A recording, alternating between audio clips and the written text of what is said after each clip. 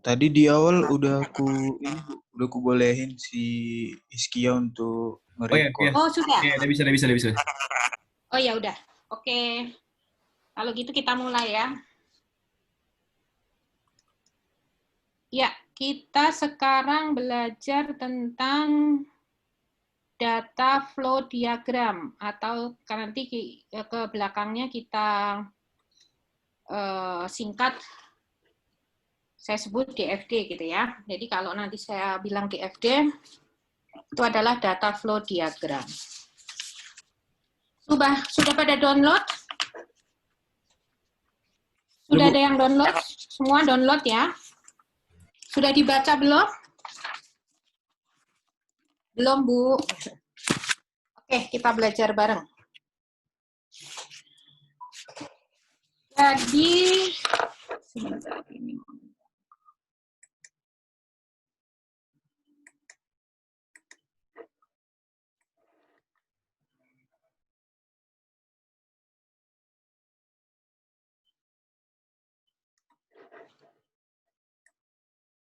Ya, oke. Data flow diagram DFD ya. Nanti kita akan mempelajari definisinya, tipe-tipenya, kemudian ada contoh, nanti contohnya itu adalah koperasi ya. Dan nanti ada diskusnya. Ini adalah literaturnya. Nanti kalian silahkan baca-baca di situ.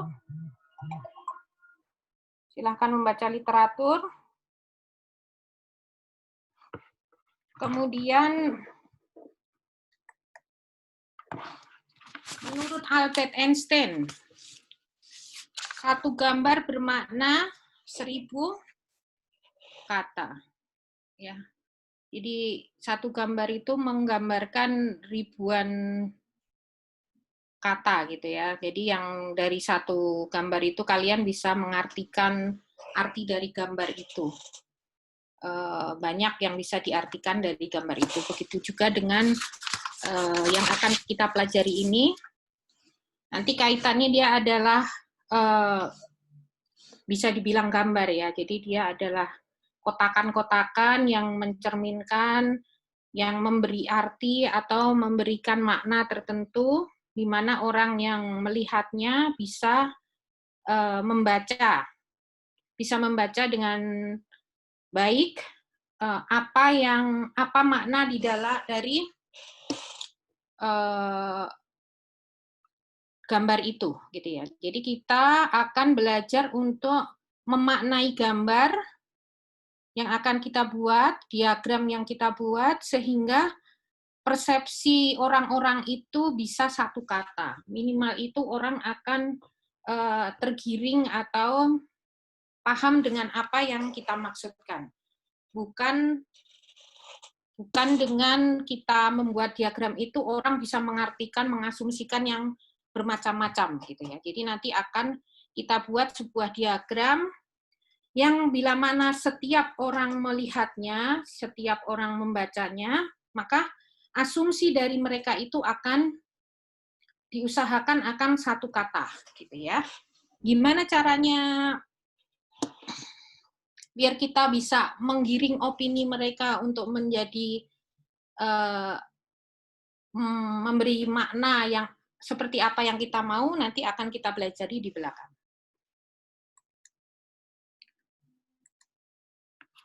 Diagram DFD adalah suatu diagram yang menggunakan notasi-notasi untuk menggambarkan arus data pada suatu sistem yang penggunaannya sangat membantu untuk memahami sistem secara logika, terstruktur, dan jelas.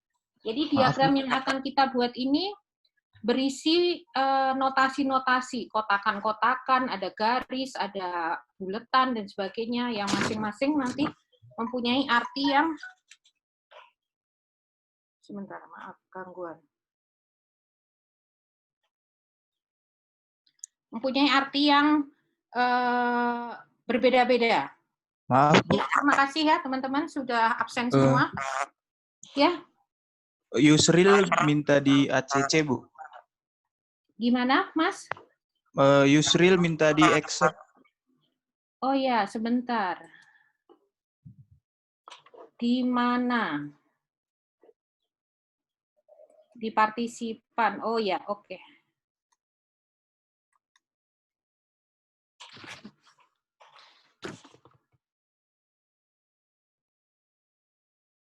Oke, kita lanjut ya. Jadi nanti gambar itu atau diagram itu untuk memahami logikanya ya. Kemudian dibuat secara terstruktur dan jelas.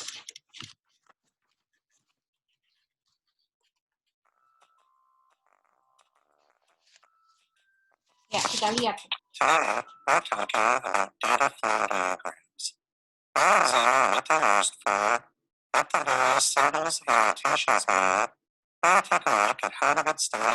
Wah, Bu, tapi suara nggak dengar, Bu. Nggak jelas.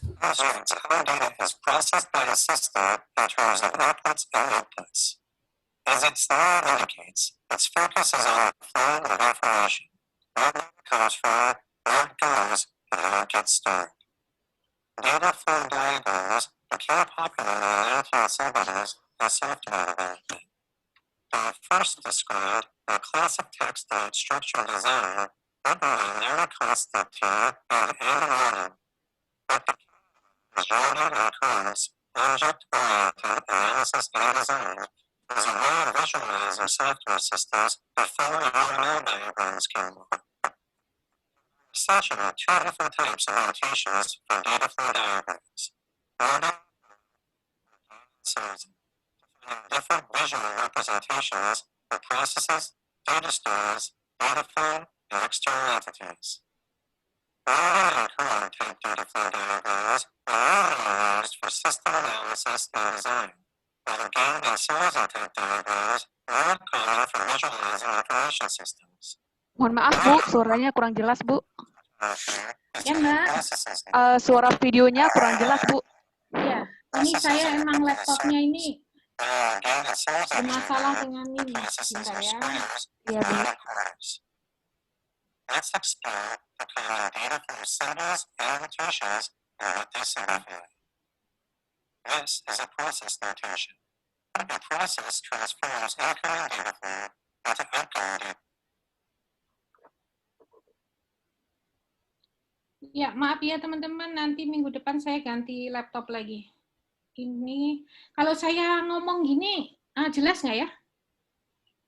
Jelas, Bu. Jelas. Jelas. Nah, tapi kalian ke saya feedback-nya pecah-pecah gitu.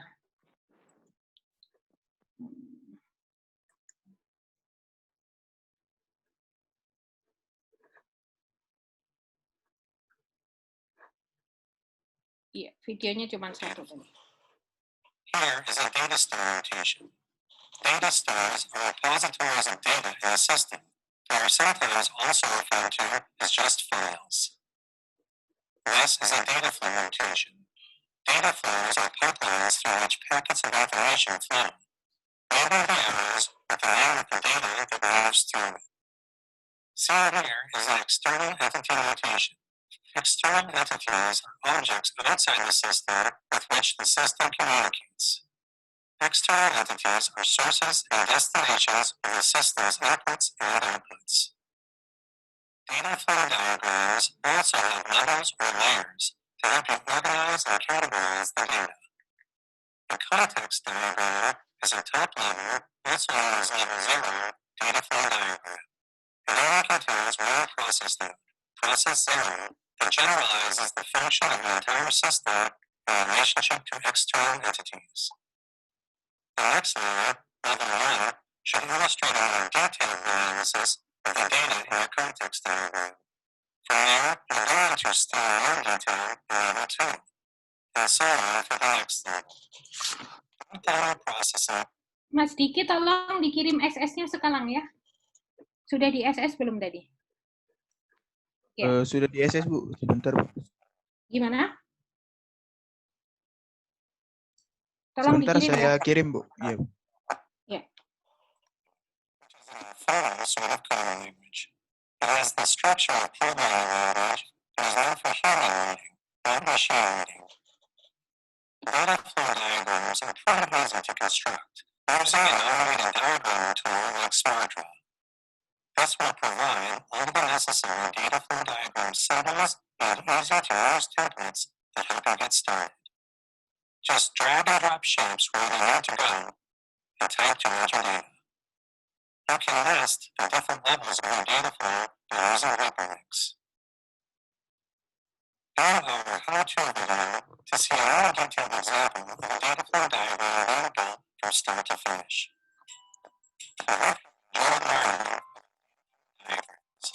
Thanks for watching. Ya. Maaf ya kalau suaranya kurang jelas, nanti bisa kalian lihat lagi videonya di downloadan kalian ya. Saya akan melanjutkan. Langsung kita akan membahas apa yang nanti contoh yang realnya nanti akan kita pelajari yang kalian akan sama-sama belajar bersama.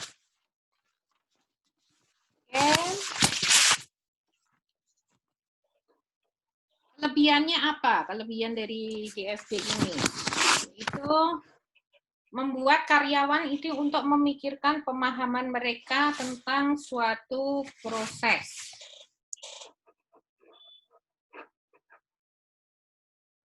Oke. Ya, kemudian pemahaman memberikan pengertian secara global bahwa kegiatan mana yang harus dilakukan di dalam sebuah proses bisnis, gitu ya. Kemudian juga regulation,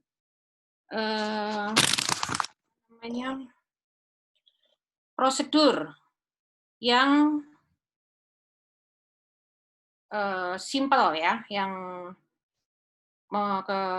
membuat prosedur dan regulasi itu menjadi simple. Kemudian juga lebih mudah melihat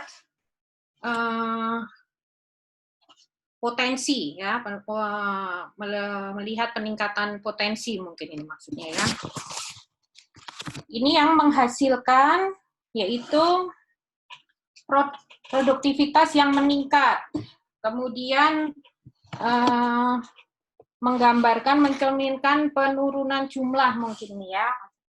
Kemudian ada juga menghilangkan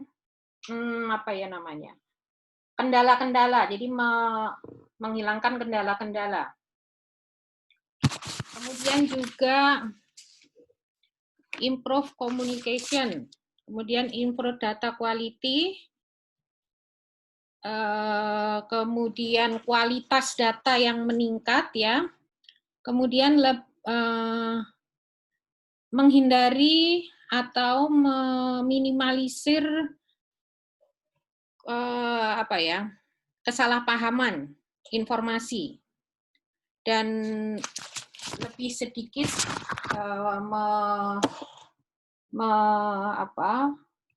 memberikan atau lebih sedikit persepsi orang itu akan kesalahan itu menjadi lebih minimalis gitu. Langsung nanti kita kasih contoh aja ya.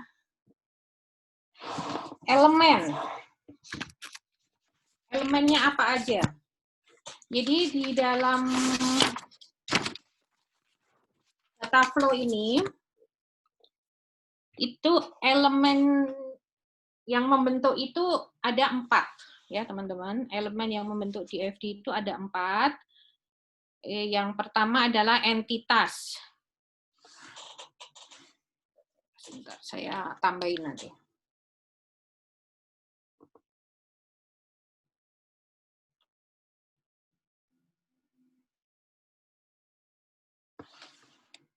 Ya, oke.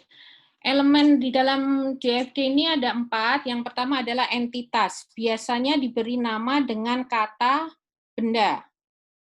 Ya. Biasanya diberi nama dengan kata benda.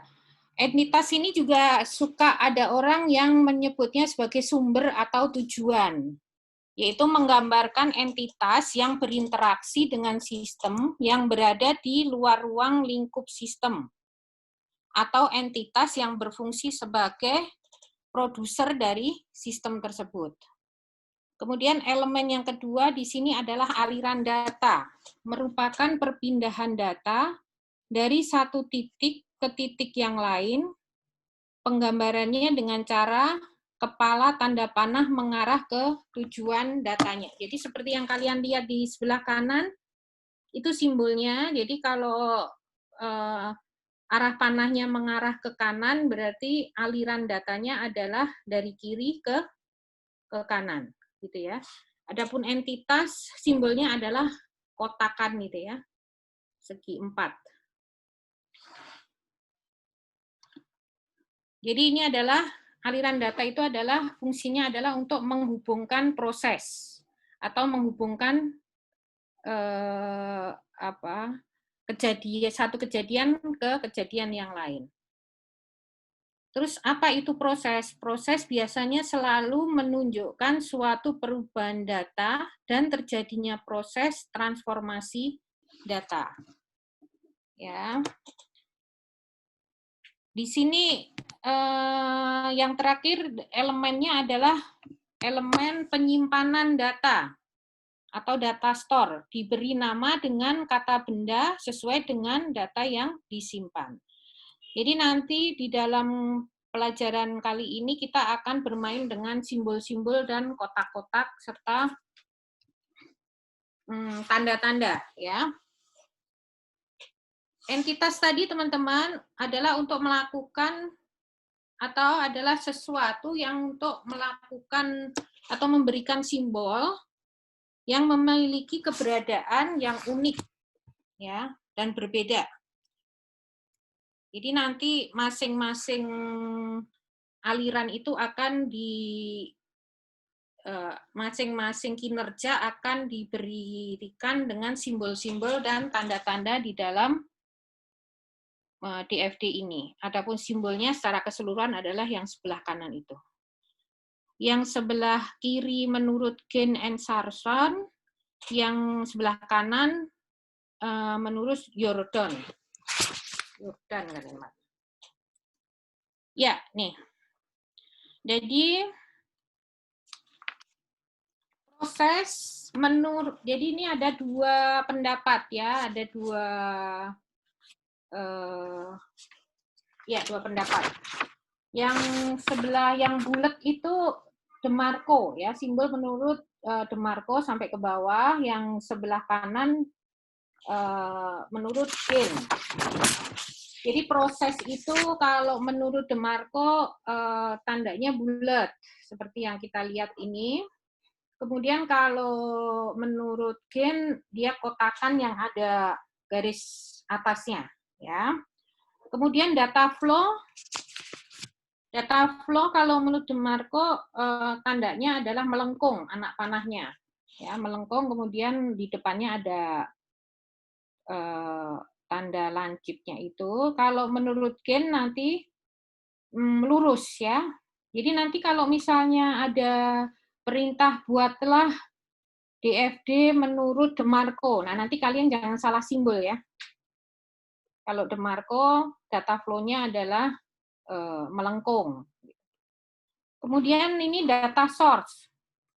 Data source menurut DeMarco kotak ya, kotak begitu, segi 4. Kalau menurut Gen simbolnya adalah kotak tapi ada bayangannya, gitu ya. Kemudian data source menurut DeMarco garis lurus 2, ya. Jadi garis lurus 2 itu kayak penyimpanan data, gitu ya. Kalau menurut Gen garis lurus 2 tapi ada penutupnya di sebelah kiri. Jadi nanti teman-teman saya ingatkan jangan sampai salah apabila diminta untuk membuat DFD ya. Dibaca menurut DeMarco atau menurut Gen gitu ya. Sekarang kita lanjut ke tipenya.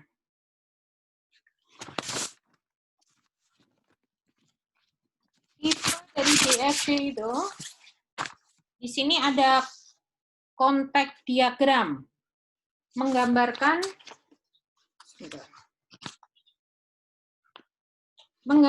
satu lingkaran besar yang dapat mewakili seluruh proses yang terdapat di dalam suatu sistem, merupakan tingkatan tertinggi dalam DFD. Jadi kontek diagram itu adalah yang paling tinggi di dalam DFD, ya.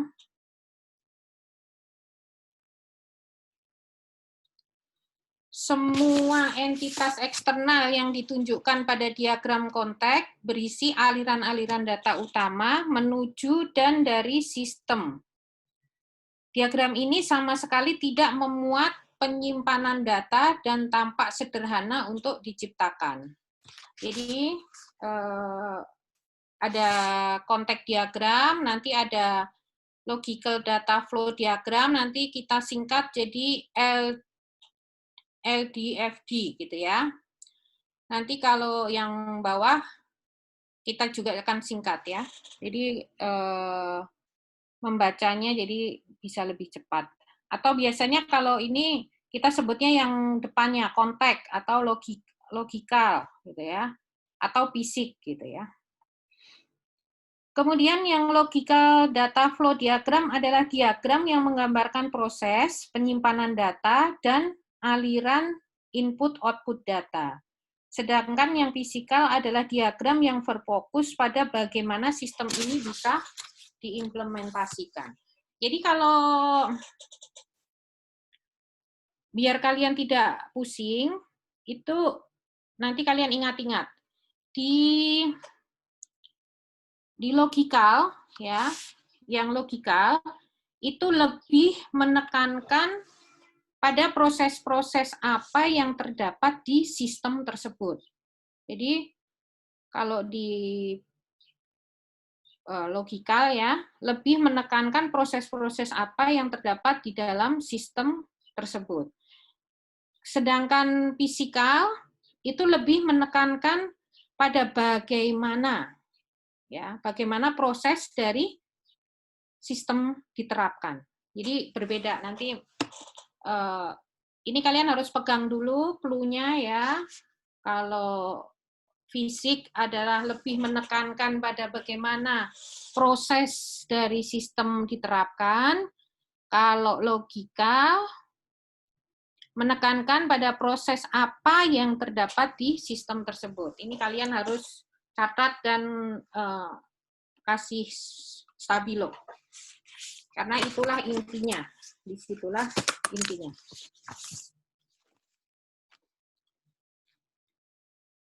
Diagram kontek adalah diagram yang terdiri dari suatu proses dan menggambarkan ruang lingkup suatu sistem. Diagram kontek merupakan level tertinggi dari DFD tadi, yang menggambarkan seluruh input sistem atau output dari sistem. Ia akan memberikan gambaran tentang keseluruhan sistem. Jadi dia yang paling luas gitu ya. Kalau sebentar.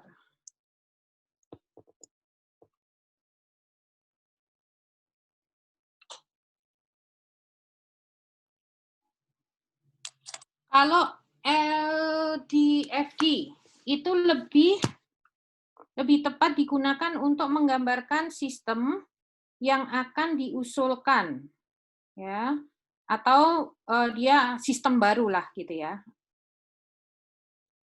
Tidak menekankan pada bagaimana sistem diterapkan, tetapi penekanannya pada logika dari kebutuhan-kebutuhan sistem tersebut, yaitu proses apa secara logika yang dibutuhkan oleh sistem tersebut. Sedangkan yang fisikal ya lebih tepat digunakan untuk menggambarkan sistem yang ada. Jadi kalau yang LDFD tadi sistem baru ya teman-teman. Kalau yang fisikal ini lebih tepat digunakan untuk menggambarkan sistem yang ada atau sistem yang lama. Penekanannya yaitu bagaimana proses dari sistem diterapkan. Dengan cara apa, oleh siapa, kemudian di mana, dan sebagainya. Termasuk proses-proses manualnya. Ya. Nanti kita akan, nanti kalian akan paham kalau sudah ada praktek di belakangnya. Kalau masih teori gini, agak ini ya. Sekarang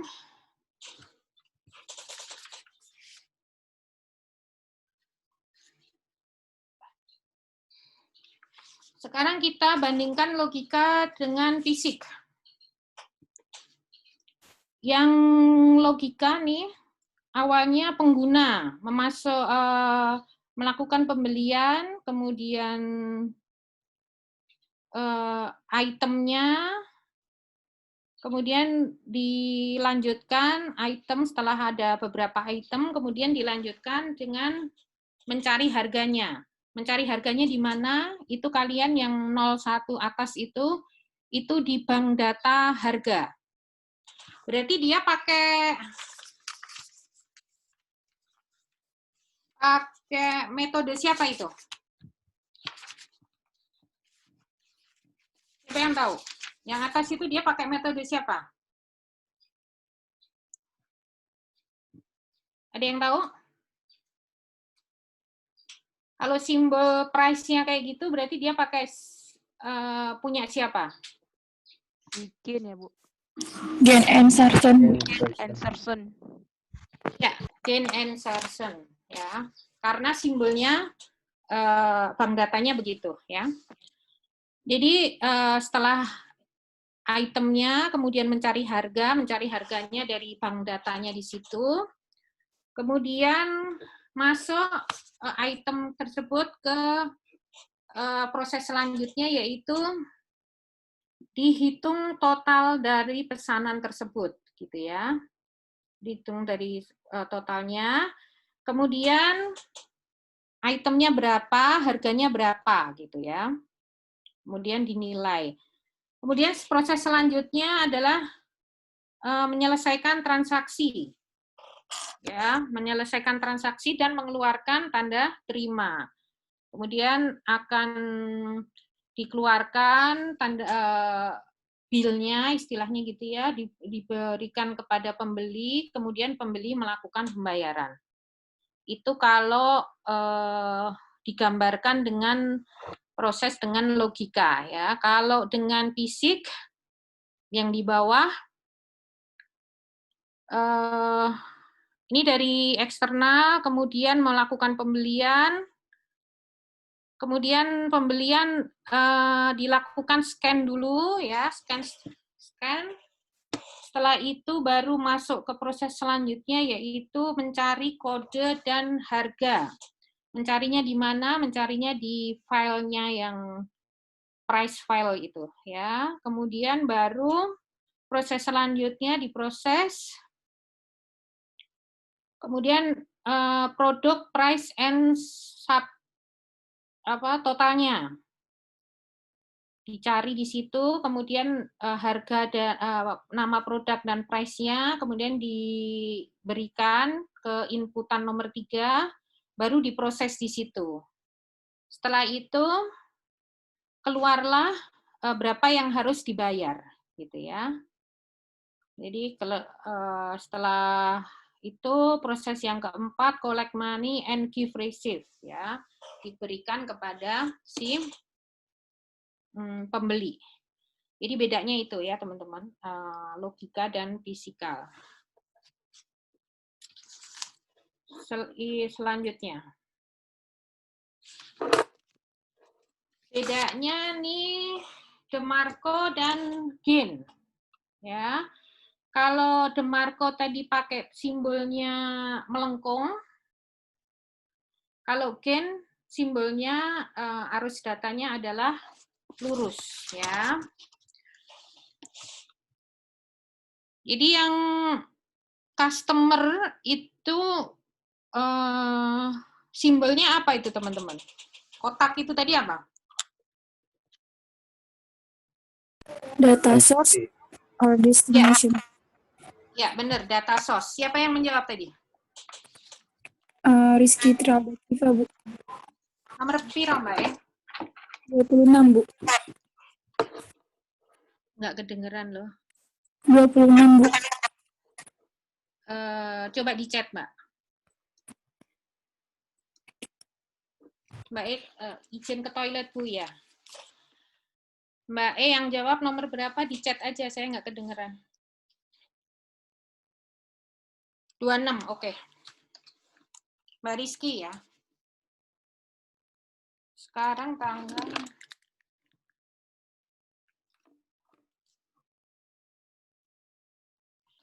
oke. Jadi yang customer itu di kotak itu adalah data source ya. Kemudian simbol yang bulat itu product design. Itu simbol apa? Siapa yang tahu? Coba chat. Saya speakernya kurang bagus. Yang pertama saya catat. Yang DeMarco bulat itu simbol apa? Proses, Bu. Oke. Mas Agus. Nomor 25.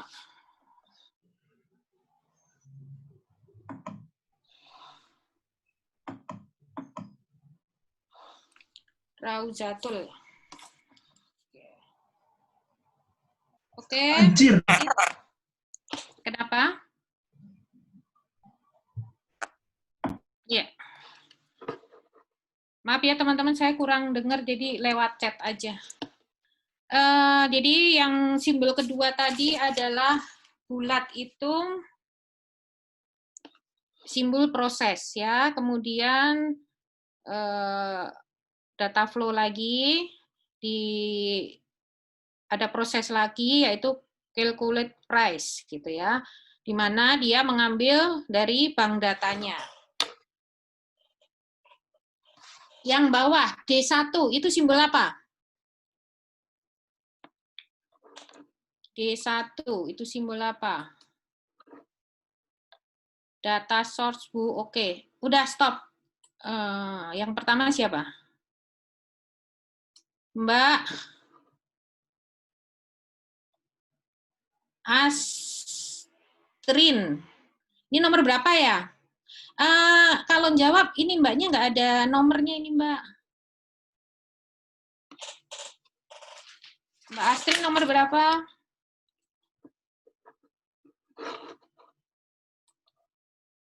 Delapan, Bu. Oke. Ya. Ya, jadi dia ngambil data dari bank datanya dia, yaitu dari data store-nya dia ya, berupa harga, kemudian lanjut harganya, kemudian create, membuat tagihannya dan sebagainya, kemudian dikasih ke customer. Yang sebelah kanan adalah menurut gain, ya sama prosesnya, cuman gambarnya beda ya teman-teman. Jadi data source-nya dia kotak tapi ada bayangannya. Ya, kotak ada bayangannya, kemudian prosesnya dia kotak tapi ada di atasnya begitu ya. Kemudian simbolnya, simbol data store-nya itu dia ada garis sebelah kanannya yang D1 ya. Jadi kalian di sini jadi bisa, kalau teori mungkin kalian bingung, kalau sudah praktek gini akan tahu bedanya. Jadi yang sebelah kiri menurut DeMarco, yang sebelah kanan menurut Gain. Kalian harus apalkan mana data source-nya, mana data store-nya, mana prosesnya, bagaimana simbol data flow-nya ya. Jadi jangan sampai salah ya teman-teman.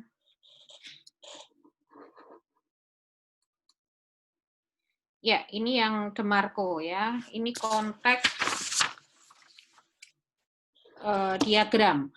Konteks diagram tadi menggambarkan apa? Siapa yang tahu? Chat. Konteks diagram tadi menggambarkan apa? Ada yang tahu? Jadi udah saya bilang, kalau konteks diagram itu menggambarkan apa? Siapa nih? Lingkaran besar mewakili seluruh proses. Oke, sudah, stop.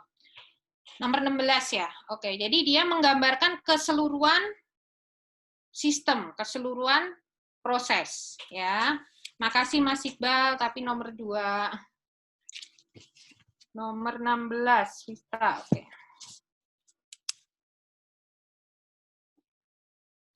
Jadi teman-teman, kalau konteks diagram tadi menggambarkan keseluruhan sistem. Jadi dia secara globalnya. Jadi dari customer melakukan order, kemudian order diproses di sistem, kemudian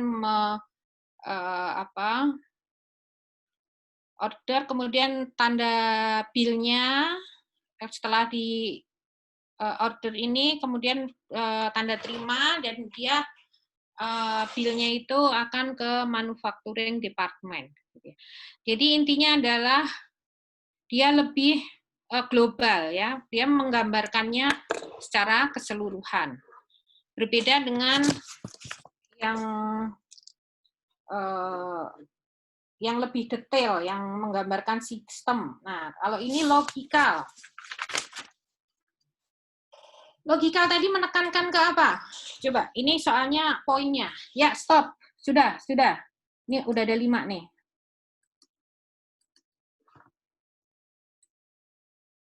Dari mana nih ya? Besar menekankan.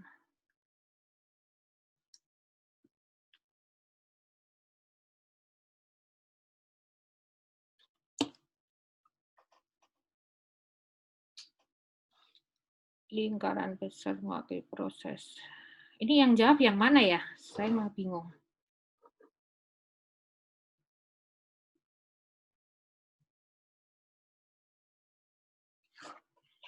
Jadi proses-proses apa yang terdapat di dalam sistem?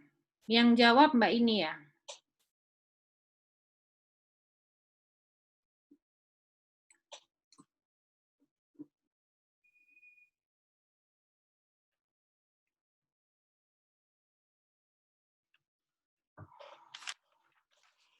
Agak repot ya teman-teman kalau nggak kedengeran itu.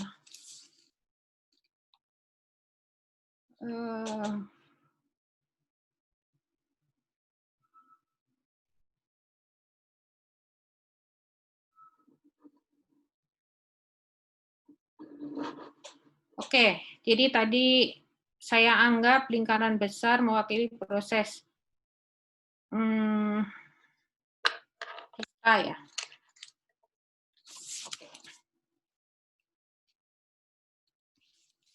Oke, terima kasih. Jadi sekali lagi, logikal itu lebih menekankan kepada proses-proses apa yang terdapat di dalam sistem tersebut. Ya, kita lihat contohnya. Ini pakai DeMarco ya. Customer kemudian memberikan request, kemudian membuat desain. Setelah dibuat desain produk, bill of material dikirim. Kemudian diproses selanjutnya adalah menghitung harga. Dia mengambil dari bank datanya dia.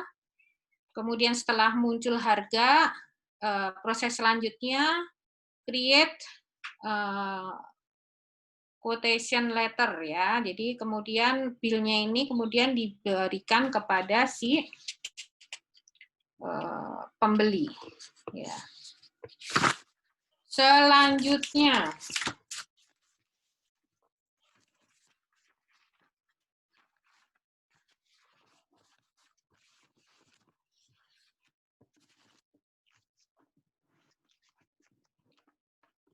Nanti aja. Nah.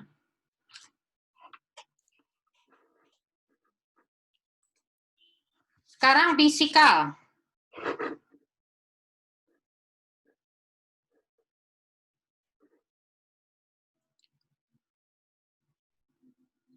Fisikal lebih menekankan ke apa? Stop.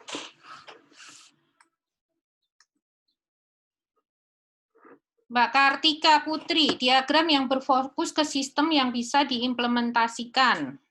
Oke. Kemudian siapa lagi nih? Diagram yang berfokus ke sistem yang bisa diimplementasikan. Physical diagram pada bagaimana sistem dapat diimplementasikan. Oke. Jadi fisikal itu ya lebih menekankan ke bagaimana proses dari sistem diterapkan, ya. Bagaimana proses dari sistem diterapkan. Intinya kayak gitu.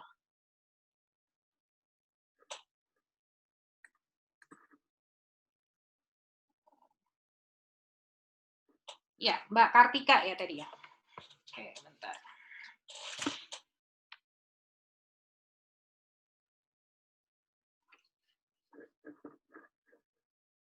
Mbak Kartika nomor berapa, Mbak?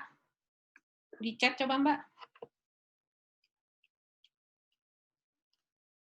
Mbak Kartika nanti, oh ya ada 20-nya ya. Kok tadi nggak ada ya? Oke.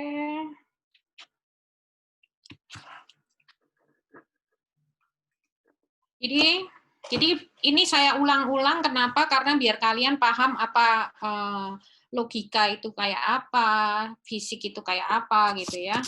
Jadi kalau yang fisikal itu lebih menekankan pada bagaimana proses dari sistem tersebut diterapkan. Seperti yang kalian lihat di dalam diagram di bawah ini ya. Customer memberikan order kepada sales, kemudian sales mengambil data salesnya di situ, kemudian akan memberikan dokumen kepada customer, kemudian sales bertugas memberikan orderan tersebut secara internal kepada desainer produk, ya, kemudian akan diteruskan ke bagian produksi, kemudian bagian produksi juga akan mengambil data dari bawah stock modul dan project modul, kemudian akan diteruskan ke bagian manufacturing. Ya, begitulah prosesnya menurut fisikal.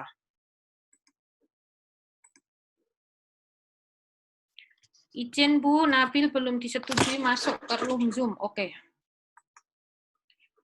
Kalau itu angkat tangan aja ya. Kadang nggak saya baca, nanti kasihan.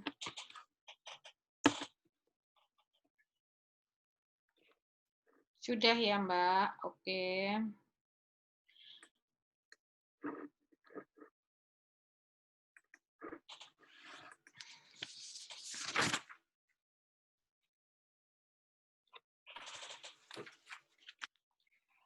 Modeling on multiple level. Ya. Saya ada catatan di sini.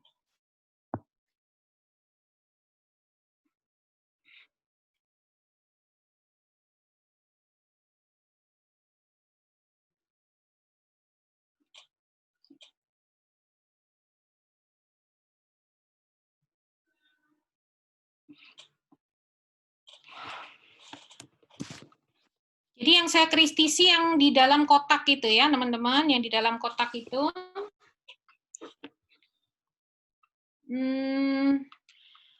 level 0, ada level 1, ya, ada level 2. Jadi nanti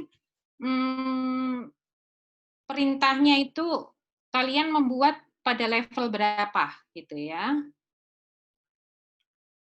Sebelumnya prosedur DFD ini prosedur DFD dapat berupa apa? Pertama yaitu membuat daftar kegiatan bisnis yang relevan, ya. Kemudian entitas eksternal, data flow, ya, harus data, proses dan penyimpanan data. Yang kedua, membuat diagram kontak. Sebentar, apa nih? Izin, ya. Membuat diagram kontak, ya, yang konteks sistem sosial itu ya.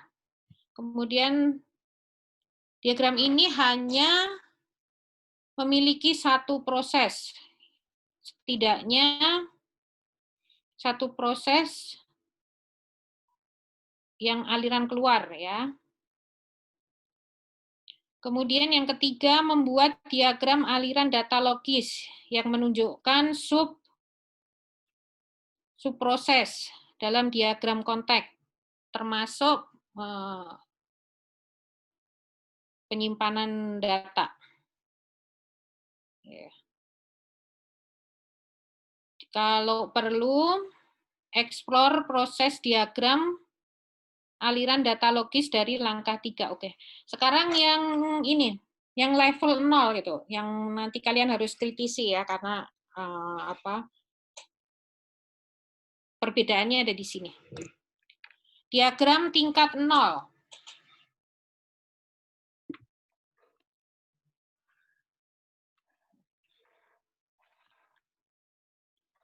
Diagram tingkat 0, diagram aliran data yang ada di DFD ini merepresentasikan ya proses utama sistem, aliran data dan penyimpanan data di tingkat yang lebih tinggi.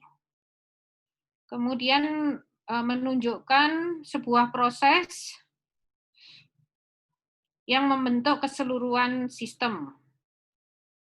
Menunjukkan how information, bagaimana informasi berpindah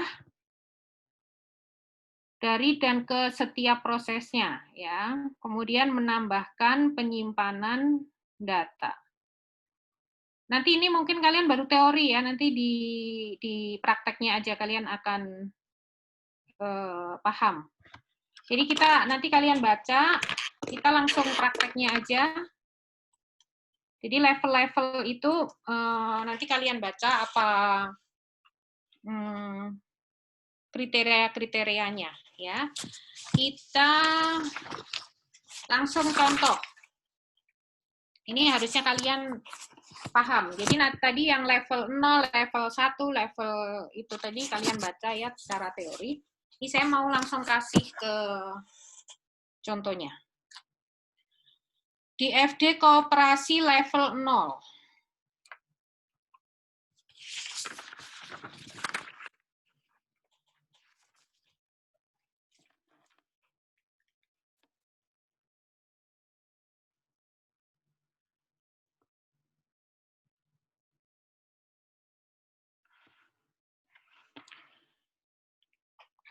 Jadi dari awalnya nih bacanya ini dari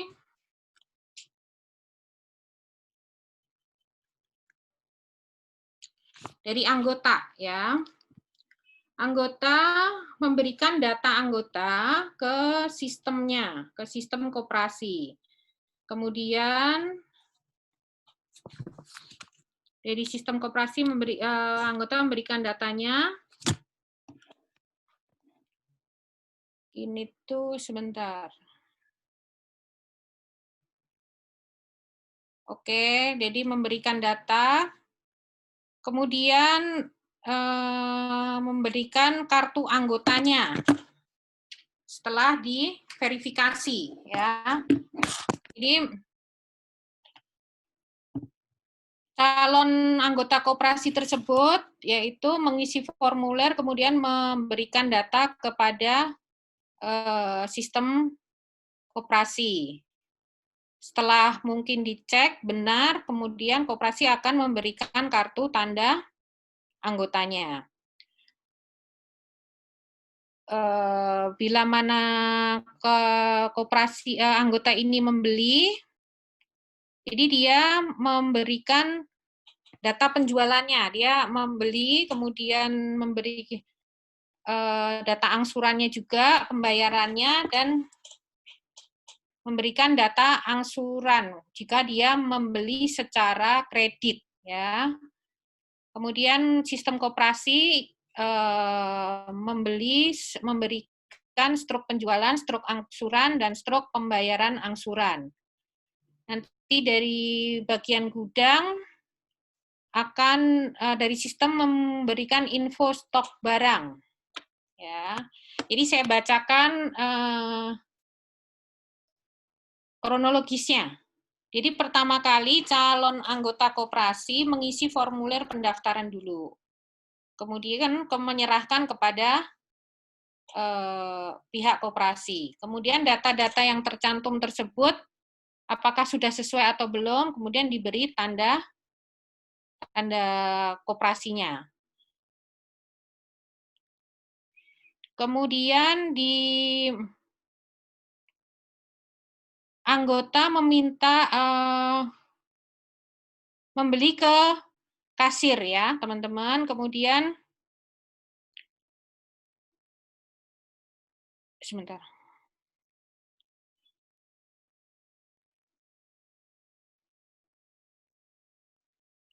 Jadi setelah anggota membeli, dia akan membayar bisa tunai, bisa mencicil, ya. Jadi kalau tunai langsung diberikan tanda terima, kalau mencicil dia akan diberikan kalau tunai dia akan diberikan struk penjualan, kalau mencicil dia akan diberikan struk angsurannya, ya.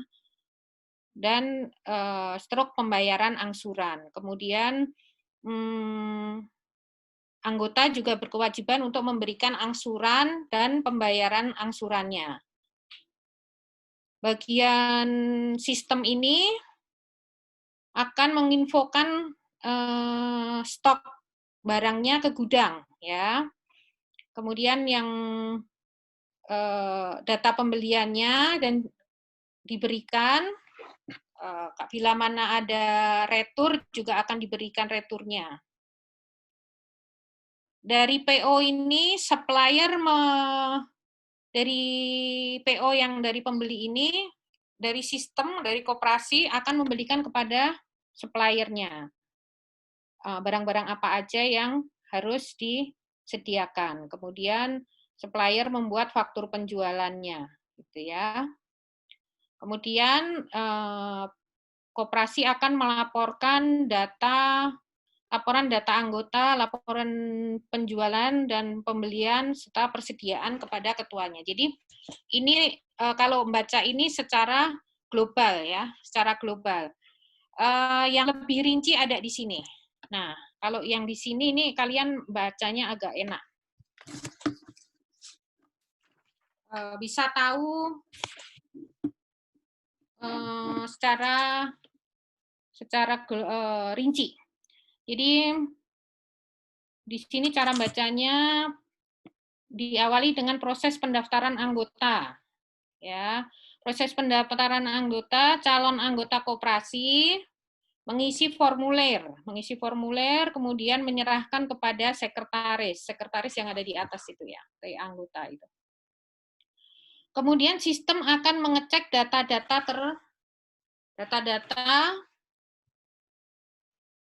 yang tercantum di formulir tersebut apakah sesuai atau tidak. Kemudian langkah selanjutnya, jika data yang diisikan tidak sesuai, sekretaris akan meminta calon anggota untuk memperbaiki data sampai data benar-benar valid. Jika data yang diisikan sudah sesuai, data anggota akan disimpan dalam database untuk menghasilkan laporan data anggota dan kartu anggota. Kemudian akan keluarlah kartu anggota ke anggota, ya. Jadi setelah data anggota dimasukkan, diverifikasi sama sekretaris, ya. Kemudian kalau sudah lengkap dan benar, maka akan keluar kartu anggota. Itu yang proses pertama. Kemudian yang proses kedua yaitu proses pembelian. Proses pembelian awalnya sistem membuat PO dan gudang memberikan ke ketua. Setelah itu ketua memberikan persetujuan ya dan menyerahkan kembali PO yang telah ada itu ke supplier ya. Supplier menyerahkan barang beserta faktur penjualan ke bagian gudang. Jadi suppliernya memberikan barang dan beserta faktur penjualan ke bagian gudang. Bagian gudang mengecek kondisi barang. Jika tidak sesuai, maka bagian gudang akan menginput retur, ya, menginput retur yang akan menghasilkan nota retur. Makanya tadi ada nota retur, ya.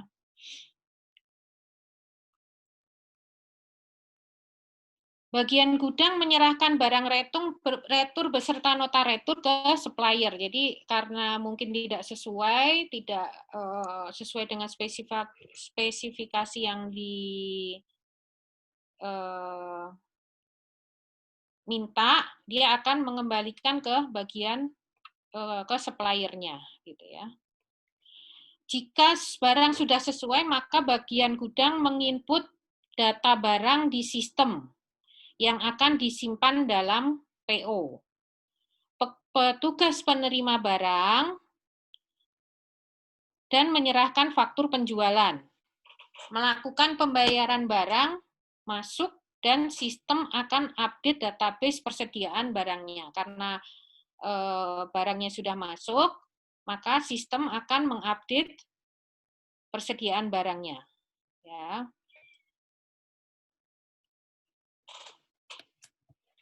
Kemudian dia biasanya akan mencetak laporan pembeliannya. Kemudian supplier menerima pembayaran dan faktur penjualan yang sudah ditandatangani dan ketua menerima laporan pembeliannya. Itu globalnya ya. Sistem proses ketiga.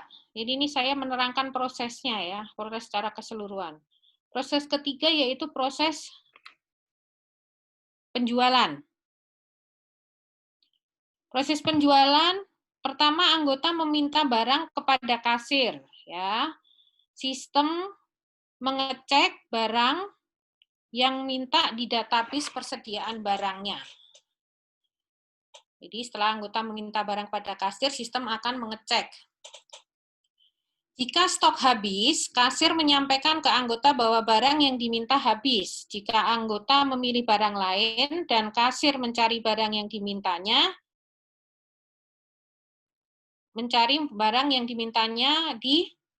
di mana? Di sistem. Jika tidak memilih lagi, maka anggota tidak jadi membeli, kan gitu ya kalau prosedurnya ya. Kemudian prosedur selanjutnya, jika barang masih tersedia, maka kasir mengambil barang dari gudang. Nah, itu ada. Di gudang dan bagian gudang menyerahkan barang. Kemudian kasir menyerahkan barang kepada anggota. Ini prosedur globalnya ya, teman-teman. Kemudian anggota dapat melakukan pembayaran barang secara tunai ataupun mencicil di kasir. Jika pembayaran dicicil, maka kasir menginput data angsuran maupun data pembayaran tunai anggota ke dalam sistem. Dan sistem akan menghasilkan struk penjualan untuk diserahkan ke anggota dan laporan penjualan untuk diserahkan ke ketua. Jadi proses globalnya begitu ya teman-teman, dalam jual beli di koperasi ini ya. Jadi yang kita lihat di level 1 maupun di level 2 dia akan berbeda secara gambaran. Kalau di level 1 ini dia rinci banget ya. Pertama kan tadi di sini globalnya lebih mengarah ke sistemnya. Kemudian yang di sini dirinci lebih jauh gitu ya. Kemudian kalau yang di sini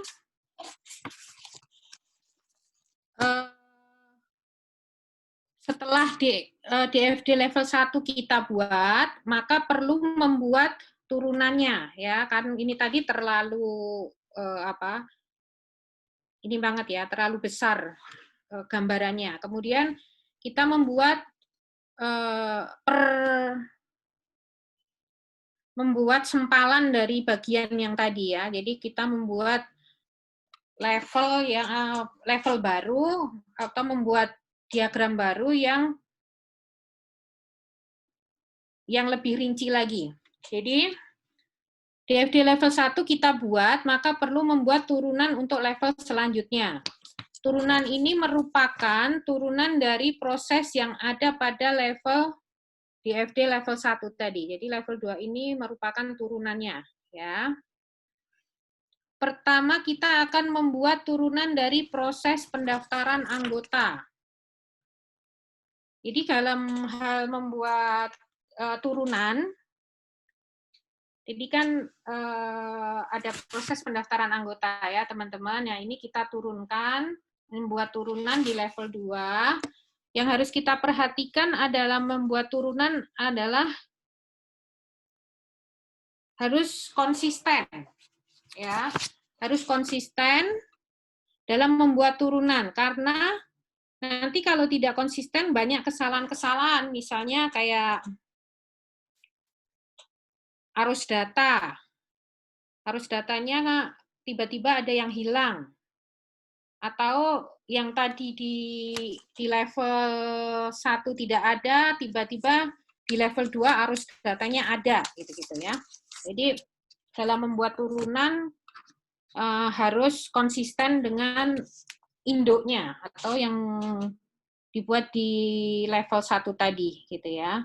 Jadi anggota, mendaftar anggota, kemudian input data anggota ke pihak sekretaris ya, kemudian diolah di situ, kemudian dicari, dicocokkan, apakah sudah benar datanya valid atau enggak. Kalau sudah valid data anggota tersebut, kemudian dicetak kartu anggotanya dan diberikan ke anggota. Kemudian yang bagian sekretaris tadi juga memberikan data anggota ke laporan rekap daftar anggota. Ya, kemudian dicetak laporan anggota-anggota yang sudah masuk dan valid tadi. Kemudian laporan data anggota ini diberikan ke ketuanya, gitu ya. Jadi ini level 2, jadi turunan dari level 1 tadi. Jadi sempalan dari salah satu bagian dalam level 1. Dibuat tidak boleh berbeda ya, maksudnya alurnya atau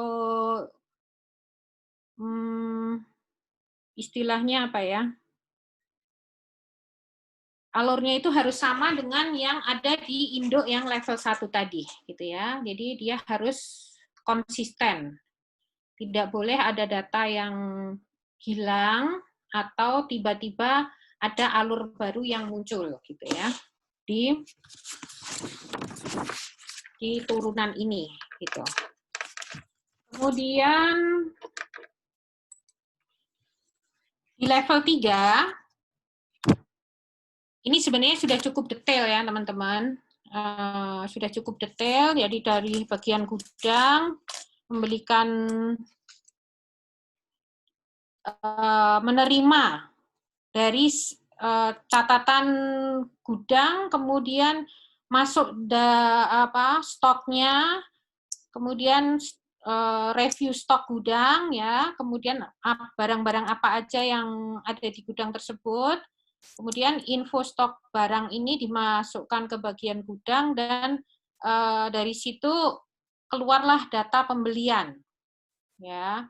Jadi setelah ada pembelian, kemudian mengecek ke stok barangnya, kemudian diceknya di gudang, kemudian bagian gudang akan membuat data pembelian dari beberapa customer mungkin atau 1 atau 2 customer, kemudian menginput data pembelian itu, kemudian data pembelian setelah di-input diberikan ke bagian PO, ya, ke bagian PO. Kemudian dari bagian PO dia akan mencetak PO-nya tersebut, mencetak PO data pembelian tersebut. Dan setelah dicetak PO-nya, kemudian diberikan kepada pemasok untuk dipenuhi semua kebutuhan pembelian dari customer tersebut, ya. Jadi ada pembelian, dicek dulu stok barangnya, kemudian di gudang direkap, masuk data pembelian, ya, data pembelian semuanya, kemudian di-input, dilakukan input data pembelian, kemudian setelah data pembelian di-input, masuk ke bagian PO, ya. Kemudian PO ini kita cetak PO-nya, setelah kita cetak PO-nya, semua PO yang barang-barang yang akan kita beli, kemudian dikasih ke daftarnya ke supplier, gitu ya. Ini tadi menggunakan modelnya siapa kalau modelnya begitu? Coba jawab.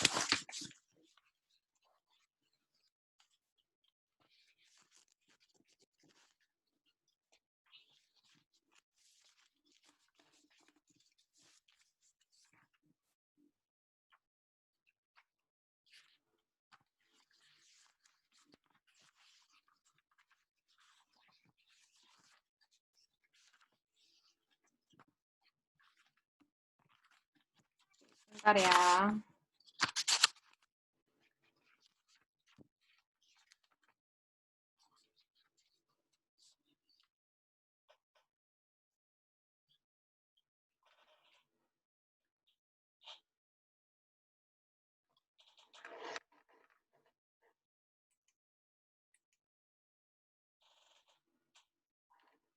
Oke. Mas Hizkia, ya.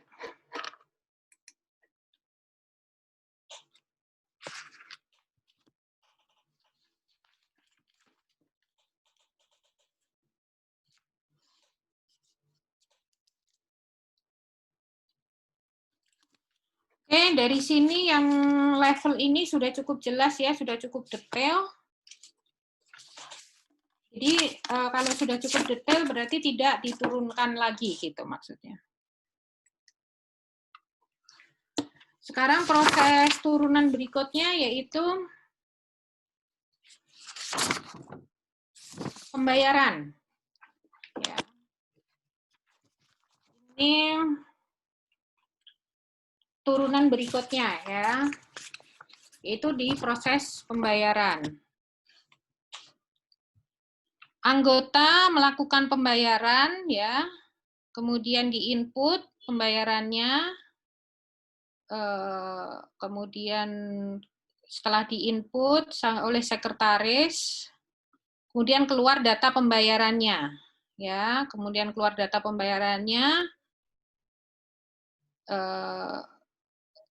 dan keluar bill-nya atau cetak struknya, kemudian diberikan kepada anggota. Jadi sekali lagi di proses pembayaran, anggota melakukan pembayaran, kemudian masuk ke input data pembayaran, ya. Setelah di input data pembayaran, ini bank datanya yaitu dari data penjualan, ya. Ngambil dari data penjualan. Setelah di input data pembayaran, kemudian diberikan kepada kasir, ya, kemudian diberikan pada kasir, kemudian akan dicetak struknya. Struknya ini kemudian diberikan kepada anggota. Bagian kasir memberikan data penjualannya, ya, yang langkah selanjutnya, dia akan memberikan data penjualan tersebut ke bagian untuk update stok, ya. Jadi update stoknya masih berapa, stok barangnya, kemudian dicatat di situ, kemudian akan menghasilkan stok barang yang update lagi, gitu ya. Jadi di bagian yang kasirnya dia akan sinkron data stoknya dengan yang ada di bagian gudang, gitu ya. Jadi stoknya itu yang ada di kasir dengan yang ada di bagian gudang itu sama, gitu ya. Kemudian turunan yang selanjutnya yang perlu kita turunkan adalah masalah angsuran. Ya, masalah angsuran. Anggota memberikan angsuran, membayar angsuran, kemudian dia akan diinput di input data angsuran, ngambil data dari bank datanya. Kemudian setelah diinput angsuran ini, maka oleh kasir akan dicetak struk angsurannya. Ya, kemudian oleh kasir akan dicetak struk angsurannya atau petugas yang menerima, kasir atau petugas yang menerima angsuran kemudian akan mencetak struknya dan struk angsuran itu diberikan kepada anggota. Sementara itu kasir juga memberikan angsurannya itu ke bagian pembayaran angsuran. Jadi dia akan merekap, memberikan laporan di pembayaran angsurannya. Kemudian anggota juga memberikan masuk ke pembayaran angsuran itu sehingga datanya sinkron ya dari kasir dan dari anggota cocok. Kemudian akan mencetak struknya itu setelah datanya sinkron gitu ya.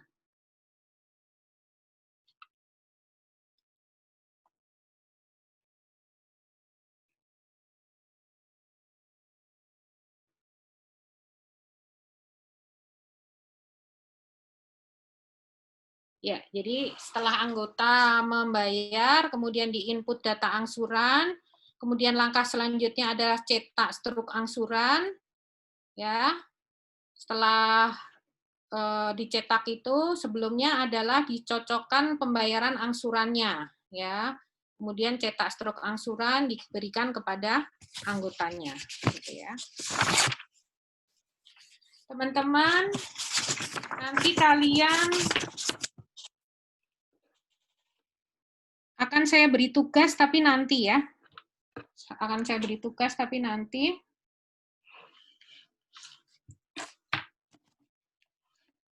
Sebentar.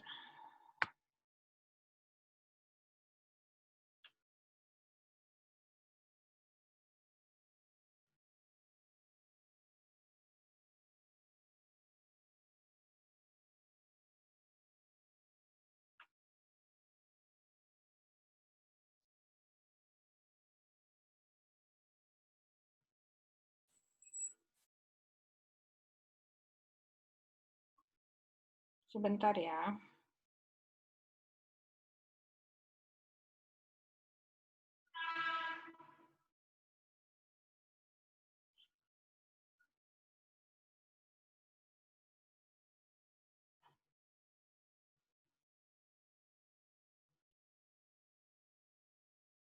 Ternyata tadi belum saya simpan, teman-teman, untung keingat. Oke. Hadir semua ya.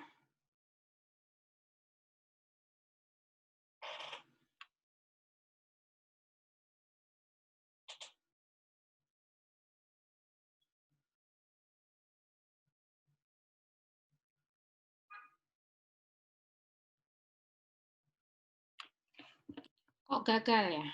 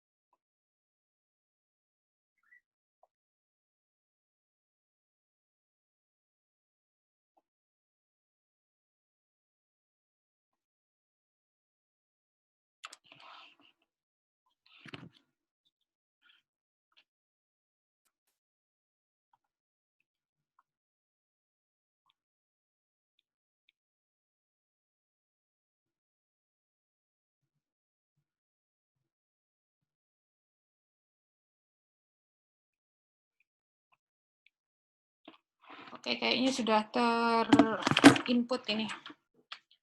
Oke, teman-teman. Jadi kalau diskusi ya nanti saya akan berikan tugasnya kepada kalian untuk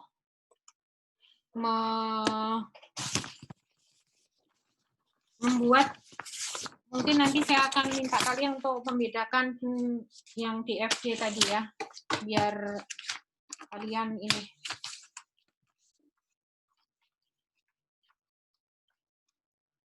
Nanti saya akan memberikan prosedur yang koperasi tadi. Jadi kalian bisa membaca kembali alur-alurnya ya. Prosedur koperasinya tadi. Nanti saya akan bagikan, saya akan taruh di drive.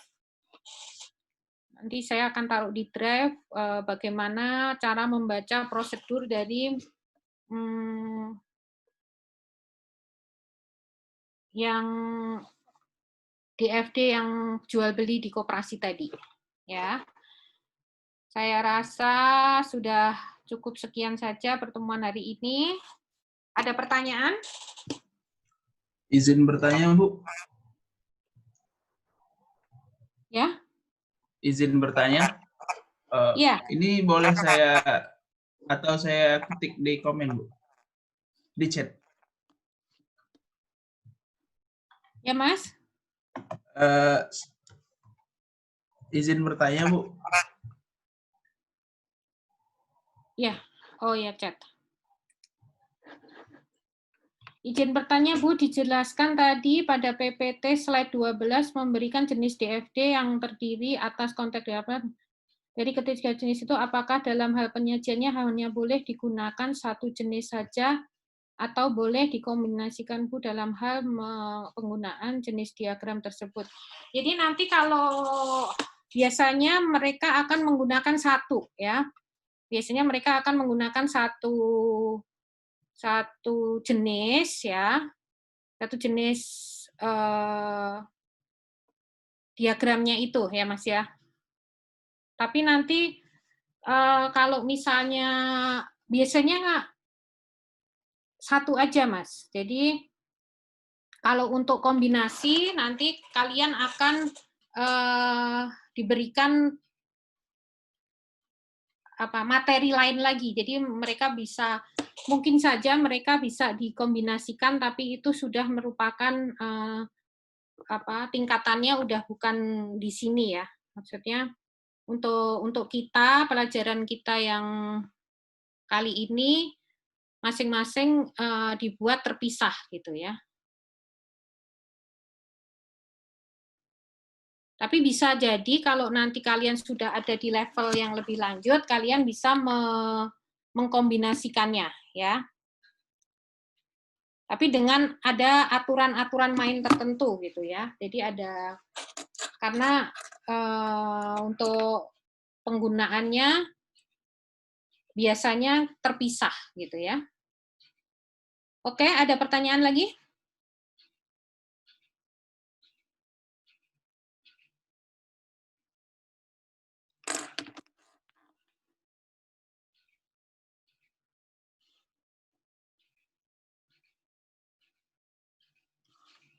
Ya.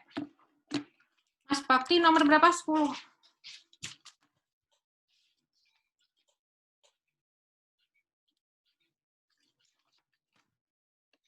Ada pertanyaan lain? Izin bertanya, Bu, terkait elemen of DFD yang digunakan di Indonesia, biasanya yang digunakan yang menurut DeMarco atau... Oke, jadi tidak ada standar ya, tidak ada standar di Indonesia, juga tidak ada standar. Jadi tapi kalau kalian perhatikan ya, kalau kalian perhatikan biasanya itu memakai yang garis lurus ya. Di Indonesia lebih familiar yang memakai data flow-nya itu yang garis lurus. Kalau kalian perhatikan, tapi tidak menutup kemungkinan untuk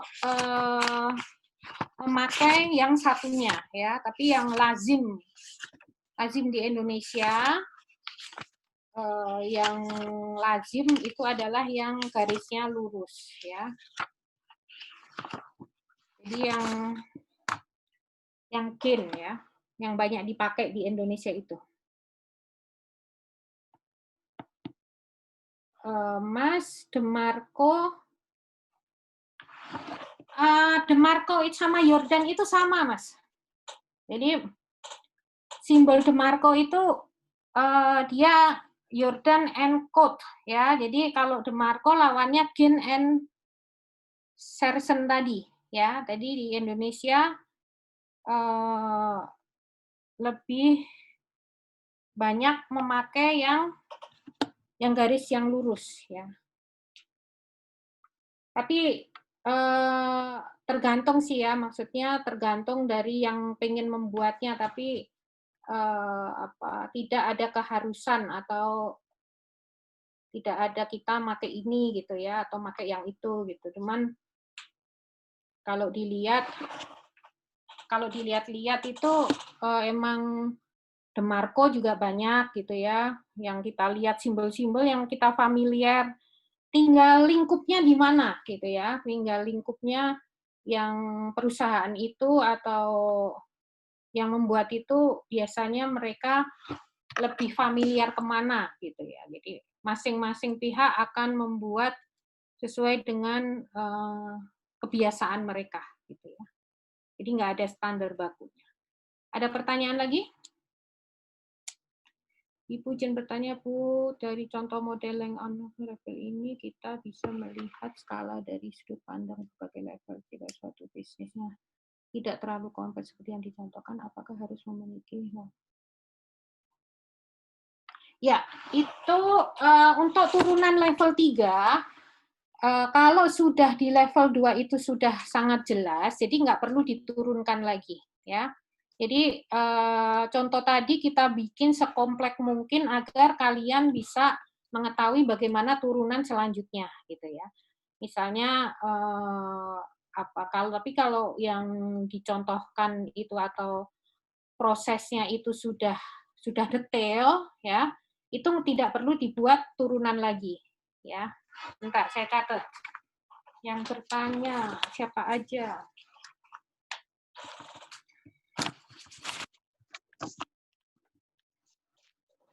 Dua 4 Nabil. Yang sebelumnya siapa tadi? Mas Bakti nomor 10. Udah. Rauzatul nomor 25. Ya, oke. Ada pertanyaan lagi? Jadi tidak perlu ya, kalau sudah detail tidak perlu diturunkan lagi.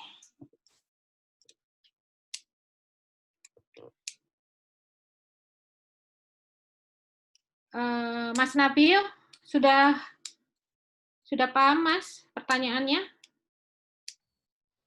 Cukup paham. Jadi tidak perlu diturunkan lagi ya levelnya kalau sudah jelas ya, sudah detail maksudnya. Dan pembuatan turunan tadi harus apa teman-teman? Harus konsisten ya. Kalau di sebelumnya, di level sebelumnya tidak ada prosedur itu, maka di level turunannya tidak boleh dimunculkan. Kemudian kalau di level sebelumnya itu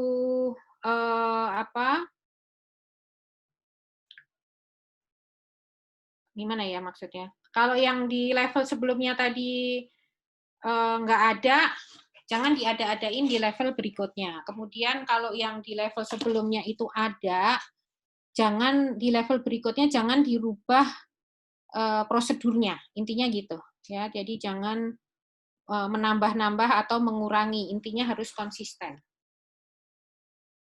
Konsisten dengan level yang sebelumnya. Ada pertanyaan lain?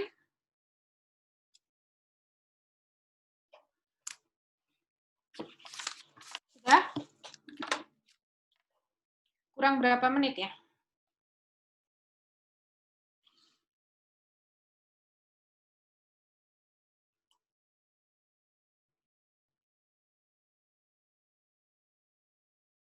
Oke, tinggal 7 menit. Kalau tidak ada pertanyaan, saya tutup kuliah kita hari ini. teman-teman, Sabtu depan kita ada kuliah kan ya? Nggak libur kan ya kita? Enggak, Bu. Cuma dari Rabu sampai Jumat aja kalau nggak salah. Mas, di chatting aja ya. Ada nggak ya? Ada kan ya? Suaranya pecah, Mas. Saya rasa kuliah Sabtu depan kita hanya ada, Bu, hanya Rabu sampai Jumat yang libur, kalau saya tidak salah. Ya, tahu saya juga gitu. Yang libur kan Rabu sampai Jumat ya, jadi Sabtu kita ada kuliah ya. Nanti kalau saya ada kendala, saya akan kabari. Karena saya rencana mau ada pulang kampung ya. Tapi nanti kalau misalnya terkendala, saya akan kabari ke PIC-nya ya. Oke, kita akhiri aja pertemuan kita hari ini. Coba dinyalakan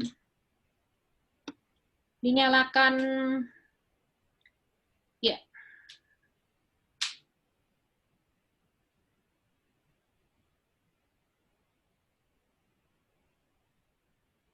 Sudah.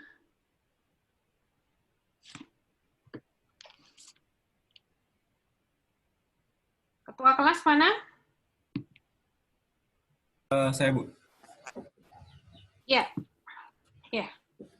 Ketua kelas kita akhiri dengan berdoa dipimpin ketua kelas. Ya, baik, baik, Bu. Sebelum kita mengakhiri kelas kita pada pagi hari ini, ada baiknya juga kita berdoa menurut agama dan kepercayaan kita masing-masing. Berdoa dimulai.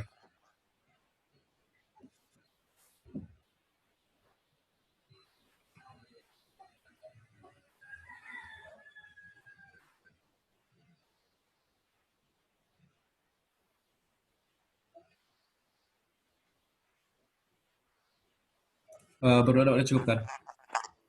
Ya. Oke, saya akhiri pertemuan kita kali ini. Selamat siang, selamat beristirahat, jaga selalu protokol COVID ya dengan baik. Jangan selama ini kita sudah menjalankan tata cara yang benar, maka teruskanlah ya. Jangan membuat yang aneh-aneh lah gitu ya. Saya percaya kalian pasti sudah paham dan mengerti. Ya, saya akhiri pertemuan kita hari ini. Assalamualaikum warahmatullahi wabarakatuh. Waalaikumsalam. Terima kasih, Bu. Terima kasih, Bu. Salam. Ya, Terima kasih, Bu. terima kasih. Assalamualaikum. Saya akhiri ya.